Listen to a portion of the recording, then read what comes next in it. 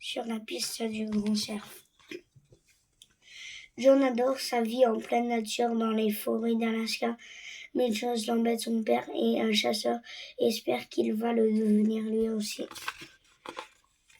Ma vie en Alaska. Je m'appelle John, j'ai 10 ans, je vis avec mon père en Alaska, l'état le plus au nord de l'Amérique. Nous possédons un chien, un troupeau de moutons et un pick-up, une grosse voiture tout-terrain. Notre maison se trouve dans la montagne au-dessus du village de Port-Nouvelle, un petit port installé au bord d'un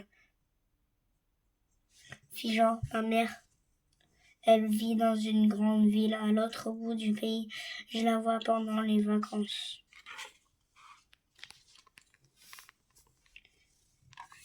À Port-Nouvelle, il n'y a pas d'école, alors je suis des cours par correspondance.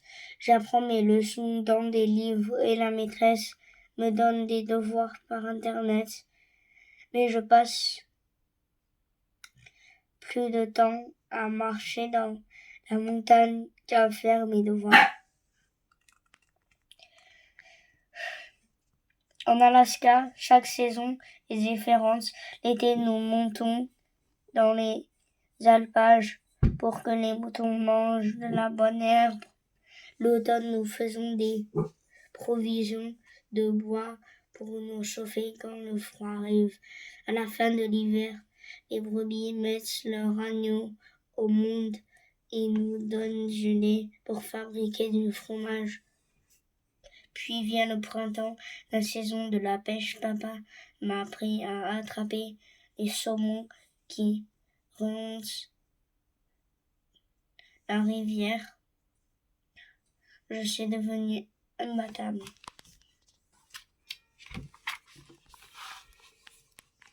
Mes deux meilleurs amis s'appellent Ben et Margaret. Ben et moi, nous aimons bien garder les moutons ensemble. Margaret habite au village où ses parents tiennent l'épicerie. Elle me prête souvent des livres. Elle en possède des tonnes sur les animaux sauvages. En fait, il n'y a qu'une seule chose que je n'aime pas dans cette vie au milieu de la nature, c'est la chasse, car mon père est un chasseur depuis toujours. Il part avec ses copains ou bien seul avec des chiens pour traquer le gibier.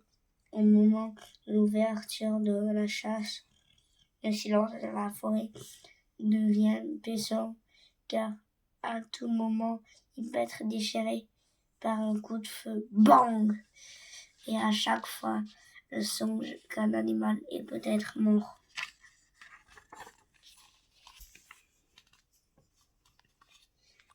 Le pire, c'est que je crois que papa rêve de faire de moi un chasseur comme lui.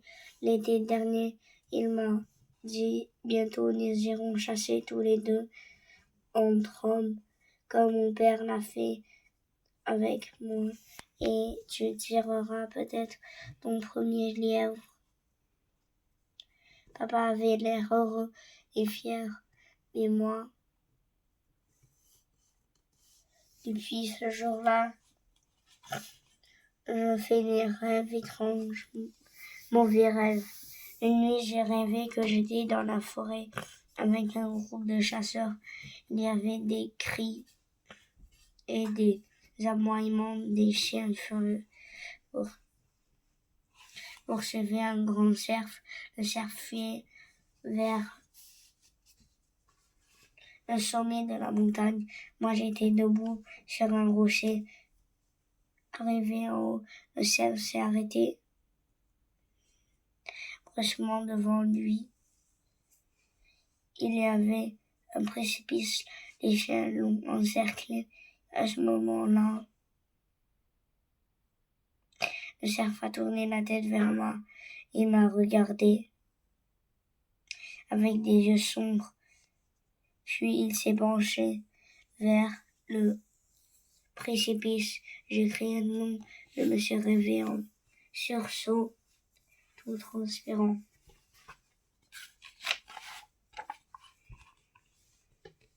Le lendemain matin, je suis allée traire les brebis, mais je ne me sentais pas très bien. J'étais maladroit, un peu brusque. Les brebis ont dû le sentir, car elles ne sont pas laissées faire. Puis en me levant pour sortir à la bergerie, j'ai trébuché et j'ai lâché le seau. Tout le nez s'est renversé devant ce désastre désopéré. Résigné, tant pis, il n'y aura pas de lait ce matin. J'avais toujours ce mauvais rêve dans ma tête. J'ai revu le cerf prêt à sauter dans le vide. Pourquoi m'avait-il regardé ainsi? Espérait-il que je le sauve? Mon corps s'est serré.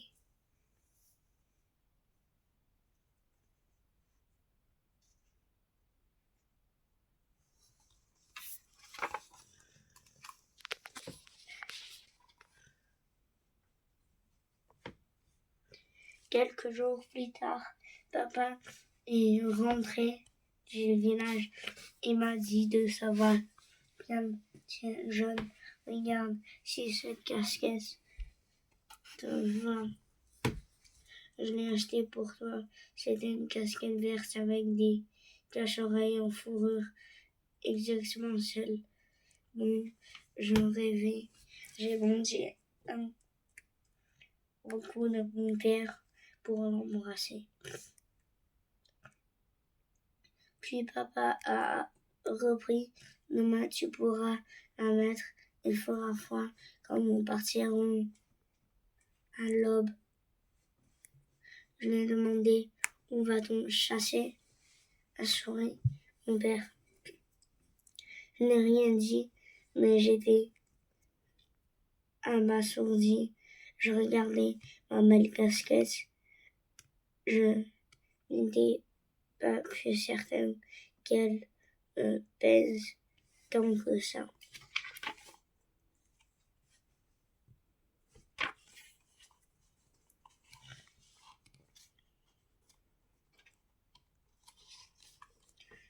Mon père a passé le reste de la journée assis à la table de cuisine. Il a d'abord vérifié son fusil. Il fallait nettoyer le canon, huiler la carrosse, graisser les mécanismes, puis il a compté les cartouches. Ensuite, il s'est occupé d'un autre fusil plus petit. J'ai compris que celui-là serait pour moi.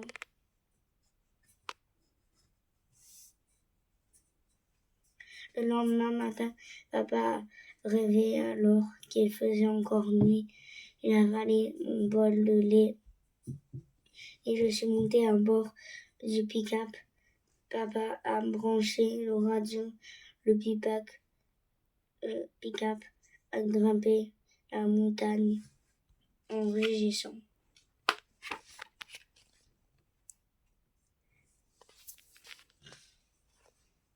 Quand nous sommes descendus de la voiture, le soleil sortait à peine de derrière la montagne.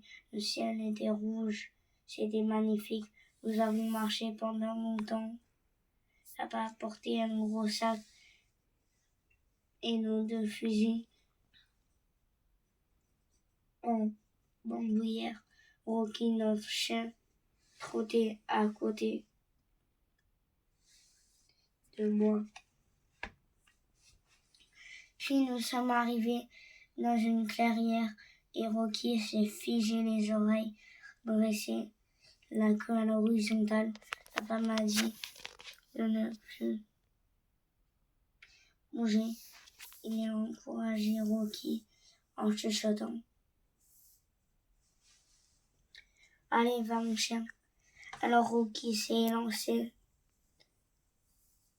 En un instant, un lièvre est détalé. Papa a épaulé son fusil. Bang! Le lièvre a disparu dans un buisson. Quand le silence est revenu, Rocky, qui avait bondi de la suite du lièvre, s'est mis à tourner en rond en aboyant et en agitant la queue. Papa est allé voir, il est revenu, brandissant le lièvre par les oreilles. Le coup de feu avait tué le nez. Et voilà, la chasse a commencé, a dit papa, tout sourire. Quand papa a empaqueté le lièvre dans mon sac à dos, j'ai frémi.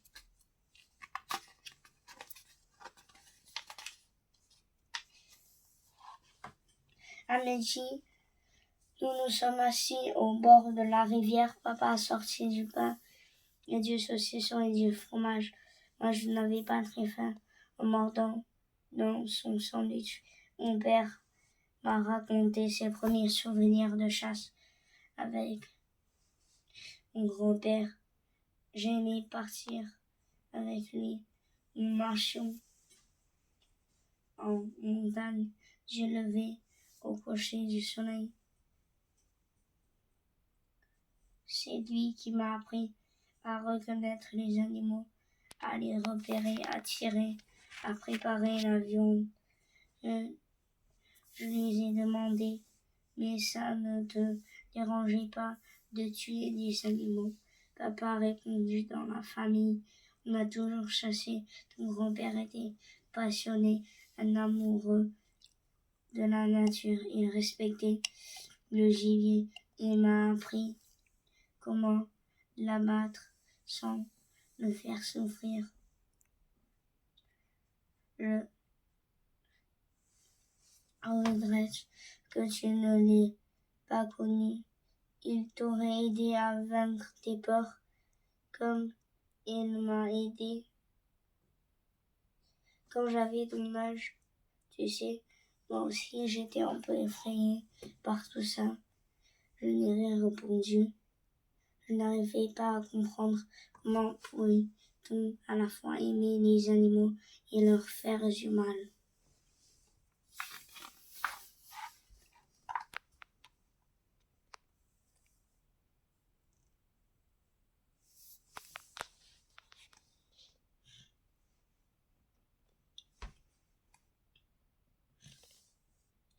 Après le déjeuner, nous avons repris notre marche. Cette fois, papa m'a donné un fusil. Il m'avait enseigné le tir. Ils étaient devenus assez bons au bal trappe où l'on vise les pigeons en argile lancée en l'air. Mais cette fois, je comprenais que j'avais entre les mains un objet capable de tuer. En sortant de la forêt, papa s'est accroupi et a sorti sa paire de jumelles pour observer.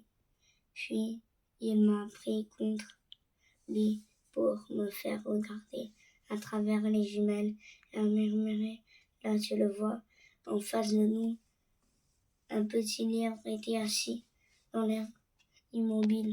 Papa m'a aidé à mettre mon fusil sur l'épaule, à viser dans la lunette. Il a armé le fusil et m'a dit, fais comme je t'ai appris, respire doucement. Et quand tu ne bouges plus, appuie sur la détente.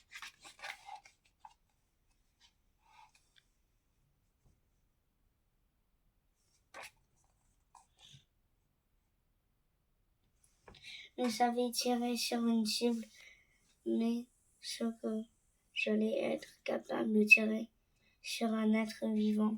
Bang! Le fou est parti en voyant le lièvre détaler.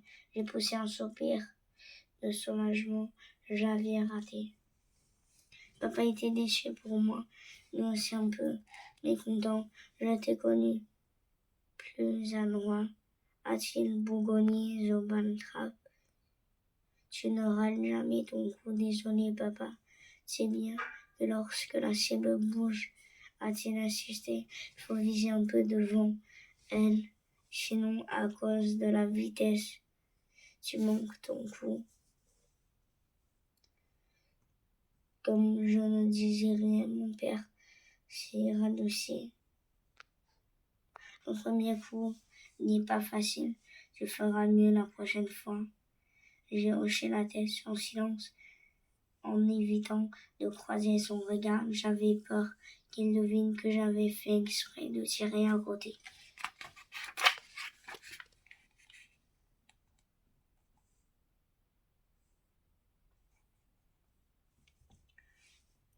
Pas si simple.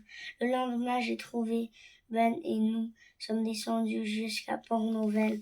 Là-bas, nous avons rejoint notre amie Margaret, puis nous avons gagné le port pour admirer le petit voilier qu'elle et ses parents venaient de mettre à l'eau. Ils étaient prêts pour la prochaine régate. En marchant le long de la jetée, j'ai raconté à mes amis la première sortie de chasse. Je leur ai parlé de mon rêve. Ben, un peu plus âgé que moi, chassait déjà avec son père depuis un moment. Il ne comprenait pas mes états d'âme. Il m'a dit, mon père dit que dans la nature, c'est le plus fort qui gagne. Le lièvre est chassé par l'homme.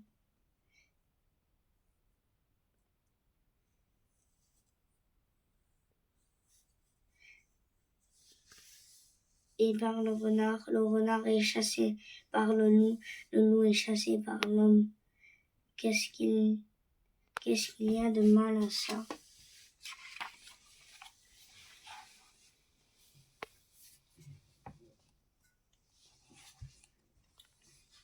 Je ne voyais pas les choses comme mon ami, j'ai protesté.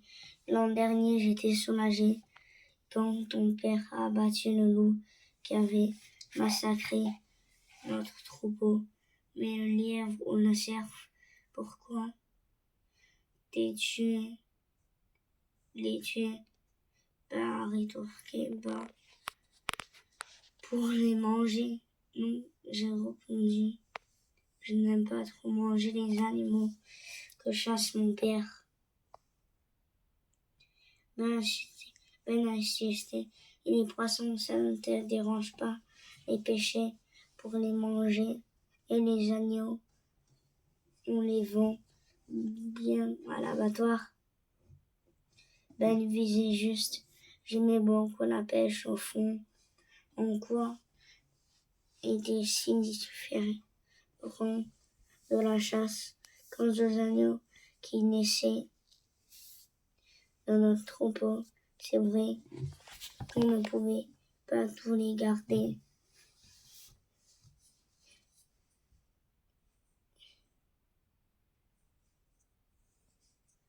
Et je savais bien qu'ils finissaient dans une assiette.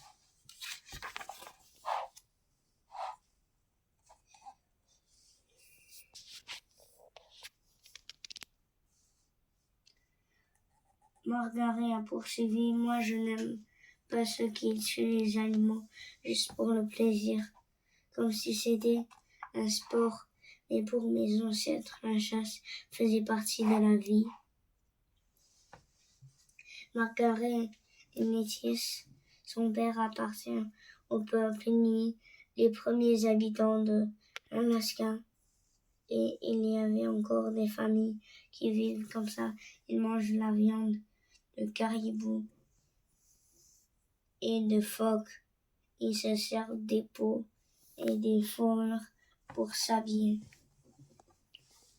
Après un long silence, Margaret a repris. En tout cas, John, tu devrais lui dire à ton père que tu n'aimes pas la chasse. J'osais les épaules. Qu'est-ce que ça changerait? Et puis, j'ai peur qu'il ait honte de moi. Pourquoi aurait-il honte de toi? A demandé Margaret d'une voix douce. Et c'est... Tu verras. Allez, il faut rentrer, le soleil va se coucher. Le combat. Cette nuit-là, j'ai fait un nouveau rêve. Je pêchais au milieu d'un lac bordé par la forêt. À quelques pas de moi, un buisson a bougé. C'était le cerf. Il s'est approché de l'eau. Il s'est penché pour boire, puis il a relevé la tête. Avec grâce, il m'a regardé et ses grands yeux noirs, et il s'est éloigné en silence.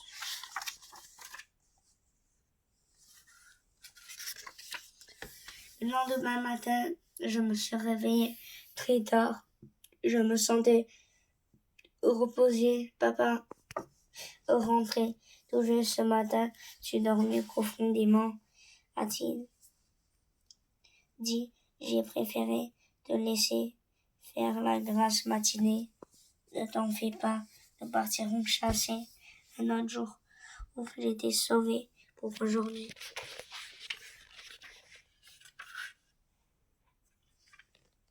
J'ai passé la journée dehors avec les moutons. En fin d'après-midi, j'ai décidé d'aller faire un tour. J'ai trouvé Ben et nous sommes partis en forêt.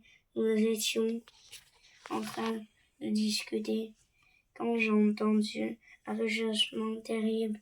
J'ai fait un signe à Ben de se taire. Il annonçait c'est un cerf qui brame pour attirer les femelles. Écoute ces bruits de choc. Il doit être en train de se battre avec un autre mâle. Viens, ils ne doivent pas être loin. Ben avait raison. En quelques minutes, nous les avons retrouvés. Deux cerfs se battaient. Et au bord de la rivière, leurs bois s'entrechoquaient. Ils frappaient de toute leur force. C'était un formidable combat.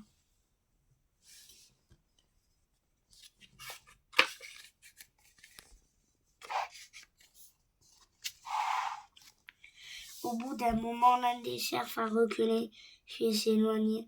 Le vainqueur a poussé un cri long et puissant. J'étais impressionné.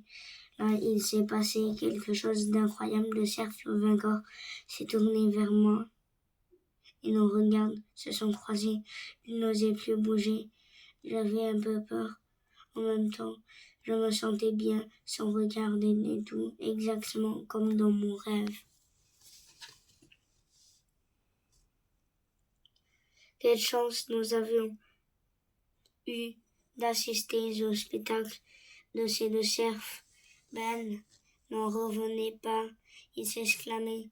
Tu te rends compte, John, si on pouvait rapporter un animal comme ça, quel trophée! Décidément, Ben et moi, on n'était pas pareils.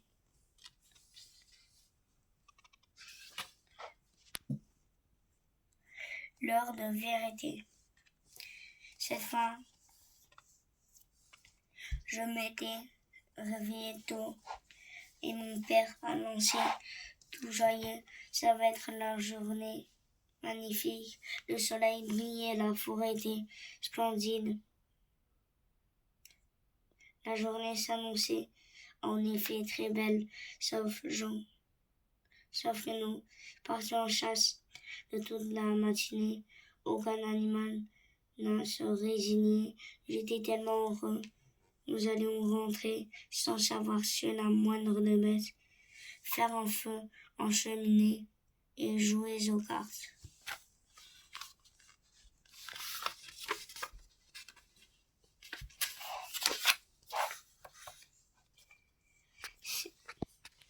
Chiac a retenti le brame. Papa venait de ranger nos affaires à l'arrière du pick-up. Il s'est arrêté, nez et son visage s'illuminait. Il exclamait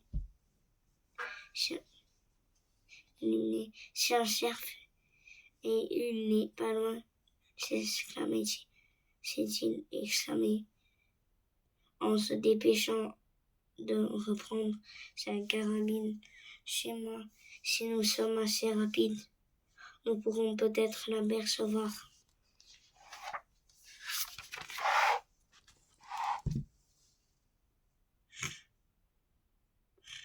Nous avons couru main dans la main jusqu'au sommet d'une butte. Le cerf était tout près dans une clairière. Il était seul.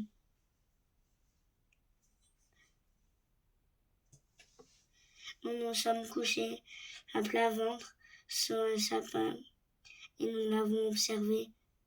J'en étais certain, c'était le cerf que j'avais vu avec Ben, celui qui avait remporté le combat. Ses bois étaient immenses et il était si beau.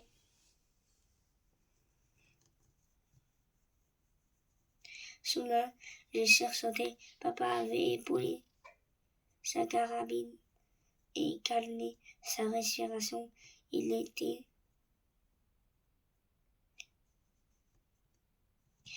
en train de viser le cerf. J'étais détatiné. Mon corps battait très fort. Papa attendait que le cerf ne bouge plus. C'est alors qu'une biche s'est couchée au pied du cerf et sortie de la forêt. Elle s'est approchée et s'est couchée au pied du cerf. Après un court instant, papa a baissé son arme. Il m'a fait un clin d'œil et nous sommes partis sans faire de bruit.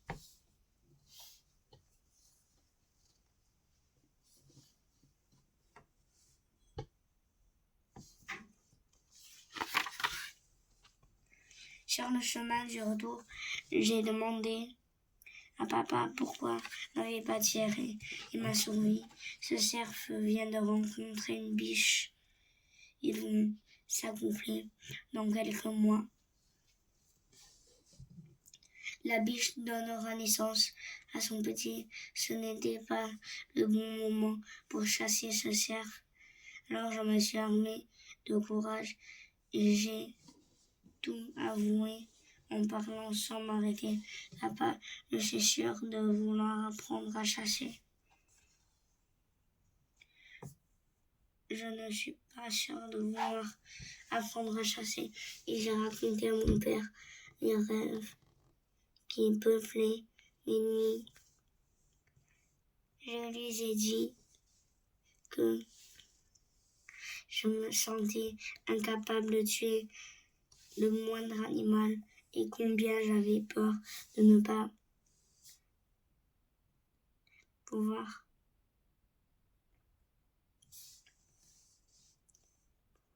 devenir un vrai montagnard comme lui et comme mon grand-père. J'avais la gorge nouée, les larmes dans les yeux. Mon père, après savoir posé, je me doutais bien que ce lièvre, l'autre jour, or, tu ne l'avais pas manqué par hasard. Le sentier le rouge montait au jojo.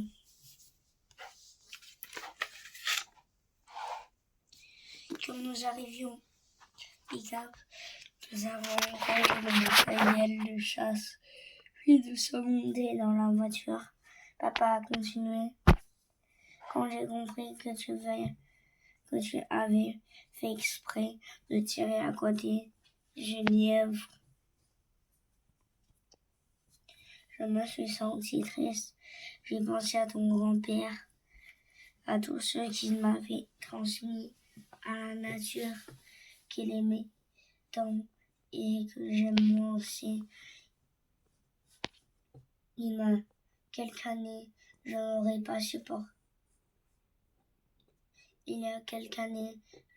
pas supporté que tu refuses de chasse. Si mon père a démarré et a pris la rousse forestière,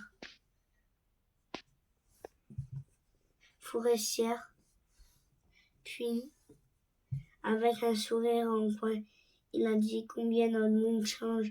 Je m'attendais à ce que tu me dises ça un jour.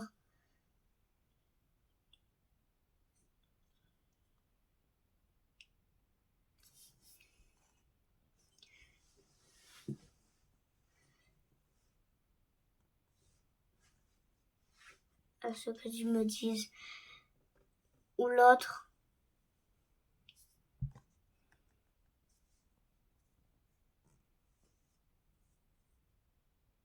L'autre, je respirais silencieux à travers par mille émotions. Papa s'est tourné vers moi et il m'a dit, fiston, c'est la chance de déplier autant. Alors, je ne t'emmènerai plus. Je ne te forcerai jamais à faire ce que tu n'aimes pas. Se parler de devenir grand, mais il y a bien d'autres manières de grandir. La vie ne se résume pas à tenir un fusil.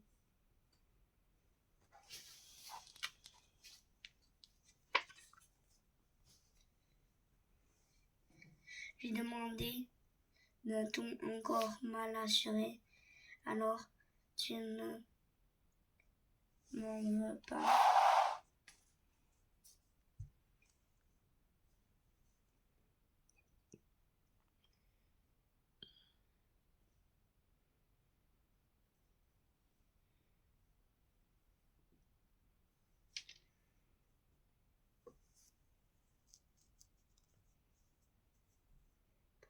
Fixant à nouveau la route, papa a souri.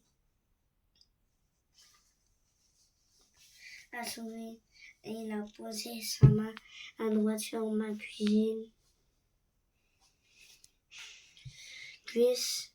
Je crois même que je suis fière de toi.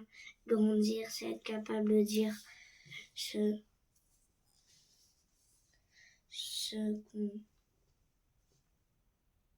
qu'on reste au plus profond de soi, même au risque de déplaire. C'est apprendre à être fidèle à soi-même. J'ai respiré un grand coup, une onde chaleureuse a parcouru mon dos.